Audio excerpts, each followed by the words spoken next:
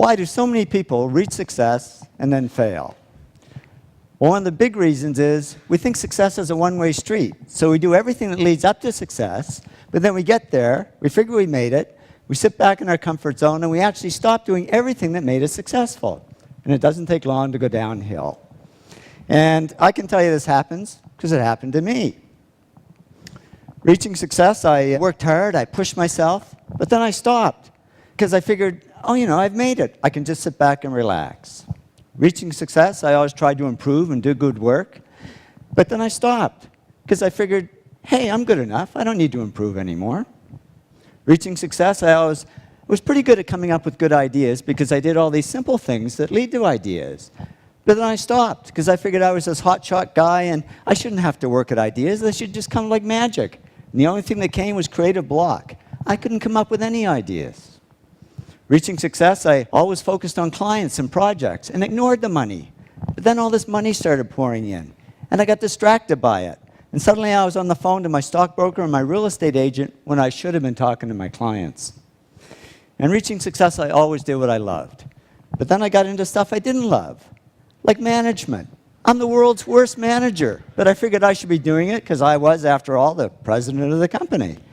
Well, soon a black cloud formed over my head, and here I was, outwardly very successful, but inwardly very depressed.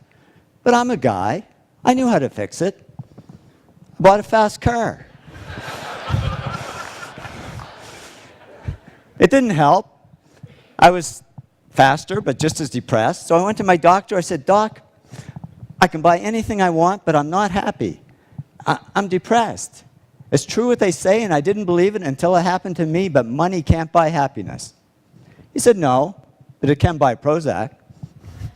And he put me on antidepressants. And yeah, the black cloud faded a little bit, but so did all the work, because I was just floating along. I couldn't care less if clients ever called. And clients didn't call, because they could see I was no longer serving them, I was only serving myself. So they took their money and their projects to others who would serve them better. Well, it didn't take long for business to drop like a rock. My partner and I, Tom, we had to let all our employees go. It was down to just the two of us, and we were about to go under. And that was great, because with no employees, there was nobody for me to manage. So I went back to doing the projects I loved. I had fun again, I worked harder, and to cut a long story short, did all the things that took me back up to success, but it wasn't a quick trip. It took 7 years. But in the end, business grew bigger than ever. And when I went back to following these 8 principles, the black cloud over my head disappeared altogether. And I woke up one day and I said, I don't need Prozac anymore. And I threw it away and haven't needed it since. I learned that success isn't a one-way street. It doesn't look like this. It really looks more like this. It's a continuous journey. And if we want to avoid success to failure syndrome, we just keep following these 8 principles, because that's not only how we achieve success, it's how we sustain it. So here's to your continued success. Thank you very much.